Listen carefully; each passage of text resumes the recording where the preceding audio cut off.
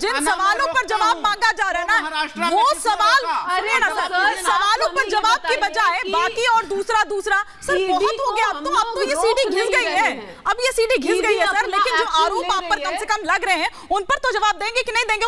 वो कह रहे हैं कि राजनीतिक द्वेष के चलते हो रहे हैं ये जो भी कुछ हो रहा है। सिद्धार्थ जी से फिर से एक और सवाल आज आप सिद्धार्थ जी के पीछे पड़ गए, संजय जी की बात का जवाब नहीं देंगे। कई दिनों बाद में बहुत कोई पढ़े लिखा आदमी और मित्र हमारे हैं। सिद्धार्थ जी, आम आदमी पार्टी के सत्येंद्र जैन जी जेल गए, आम आदमी पार्टी के सिसोदिया जी जेल गए, आम आदमी पार्टी के संजय सिंह जी जेल गए। इनकी पत्नियों ने तो कभी प्रेस कॉन्फ्रेंस लिया नहीं, उन्होंने कभी पीछे भगत सिंह का फोटो लगा। ये जो राबड़ी देवी 2.0 बनने का जो प्रोग्राम है, ये कब बना ये बताइए। अरे पूछ रहा तो सुनी तो सही, हिम्मत रखिए। मैंने कहा सत्येंद्र जेल, मैं अच्छा दोबारा बोलता हूँ, दूसरा बात। आप इतने नाराज क्यों हो रहे हैं सिद्धार्थ जी? सिद्धार्थ जी इतने नाराज क्यों हो रहे हैं आप? एक एक करके ऑडियंस को समझ में आएगा।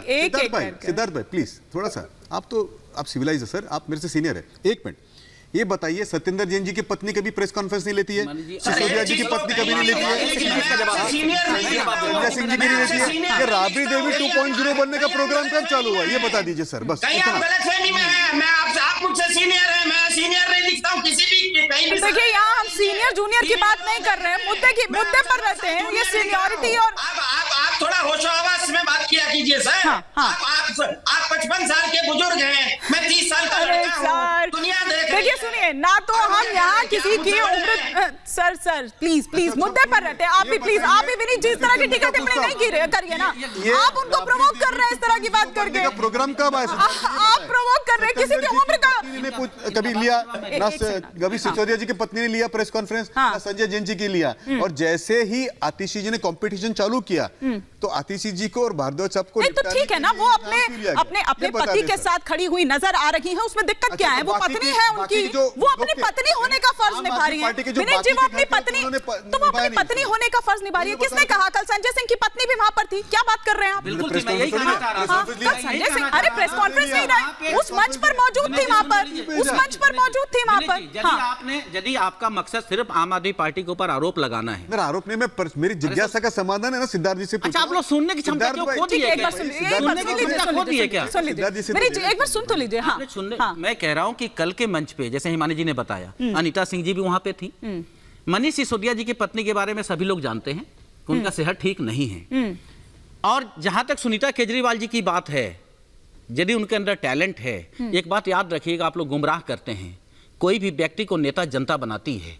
जनता का समर्थन मिलेगा तो आप पीएम बनेंगे, जनता का समर्थन हासिल करेंगे तो आप सीएम बनेंगे। आपके आरोप लगाने से, आपके आरोप लगाने से या मेरे विरोध कर देने से नरेंद्र मोदी जी 24 में हारते नहीं, और आपके हराने से मुख्यमंत्री अरविंद केजरीवाल हार नहीं जाते हैं।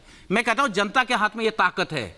आप ईमानदारी से एक बात याद रखिए, जनता को इतना नीचे मत दिखाइए, जनता के अधिकारों को छीनने का काम मत करिए। और जनता का जो हक है, आप ये तय मत करिए कि मैं तो 400 जीत के आऊंगा। ये घमंड का जवाब और आपकी तानाशाही का जवाब वो एक अलग बात है। सर तो कॉन्फिडेंट तो हर किसी को रहना चाहिए ना। अभी सिद्धार्थ जी का जवाब सुन लेते हैं। क्या सिद्धार्थ जी के मन में है कब से जवाब देने को? दे सिद्धार्थ जी, आपका नाम कब आएगा बता दीजिए सर, बताइए। आप क्या चाह क्या रहे हैं विनीत जी? आप चाह क्या रहे हैं? आप चाह रहे हैं कि जितने बाकी बचे हैं गिनती के वो भी चले जाएं अंदर? नहीं सिद्धार्थ जी, तभी तो वो पूछ रहे हैं बार बार। लेकिन सिद्धार्थ जी मुझे तो आप ये बता दीजिए, ये गीता क्यों मंगाई है उन्होंने अंदर? ये रामायण क्यों मंगाई है? और हाउ मतलब वो एक प्राइम मिनिस्टर्स डिसाइड, वो क्या चाह रहे हैं? क्या जेल से निकलते के साथ ही कोई क्रांति करने का इरादा है? क्या करना चाह रहे हैं? इसके पीछे की मंशा तो बता दीजिए जरा। हमको लग रहा है कि थोड़ा टाइम है तो यूटिलाइज किया जाए।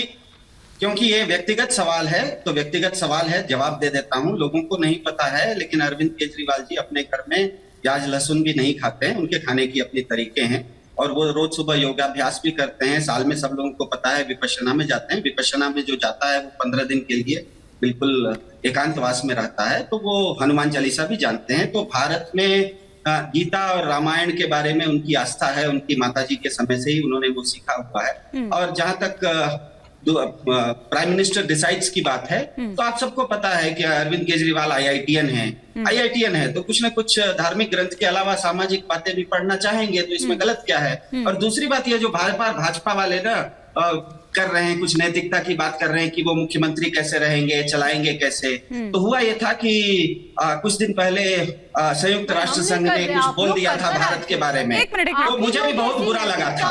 जब संयुक्त राष्ट्र संघ ने भारत के ऊपर कोई टिप्पणी कर दी थी तो मुझे बहुत बुरा लगा था, और मुझे लगा था कि शायद नैतिकता के आधार पे भारत के प्रधानमंत्री को इस्तीफा दे देना चाहिए। बाद में मैं थोड़ा समझदार था, मैं समझ के देखा कि भारत के प्रधानमंत्री ने नैतिकता की शपथ नहीं ली है, संविधान की शपथ ली है, और संविधान में उनको यह अधिकार दिया गया है कि भारत में बैठे बैठे रूस और यूक्रेन का वार 5000 किलोमीटर दूर रशिया यूक्रेन को रहने दीजिए सर, यही भारत में आ जाइए वापस। लेकिन सिद्धार्थ जी, ये नैतिकता की बात तो आप ही करते थे ना सर।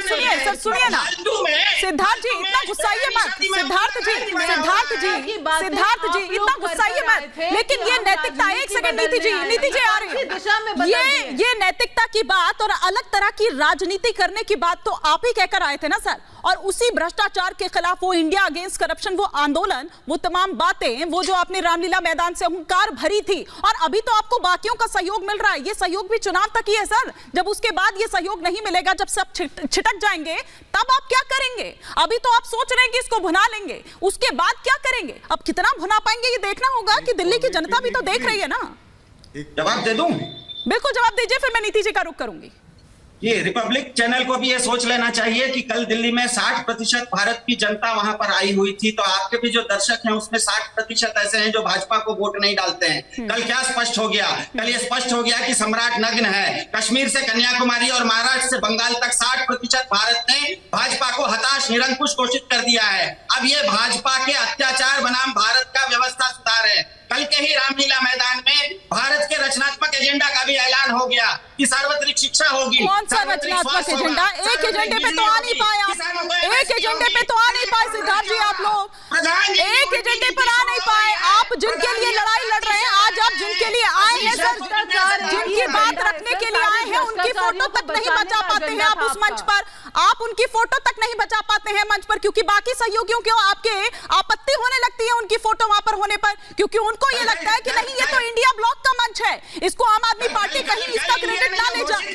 जबकि मंच आपका था, कुर्सी आपकी थी, जिम्मा आप पर था, घर घर जाकर पैम्फलेट्स भी आप ही ने बांटे थे, और ये कहा था कि अरविंद केजरीवाल की गिरफ्तारी के विरोध में ये रैली निकाली जा रही है। लेकिन आपके हाथ से वो मुद्दा खींच लिया गया। जो रामलीला मैदान में आई थी, भारत की 60% जनता थी।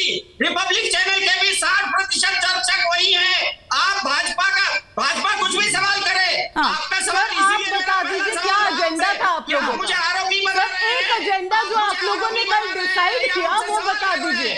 भ्रष्टाचारियों को बचाने के अलावा आपका क्या एजेंडा था? भ्रष्टाचारियों को और अपनी डायनेस्टियों को बचाने के अलावा आपका वहाँ क्या एजेंडा था? आप अरविंद केजरीवाल, अगर आप एक एक कर अपनी बात रखेंगे तो आपकी बात समझ आएगी। की बात कर रहे हो और अपना एजेंडे की बात कर रहे हो, आप बता दो क्या एजेंडा था आपका? क्या डिसाइड हुआ? हमें तो पता नहीं लगा।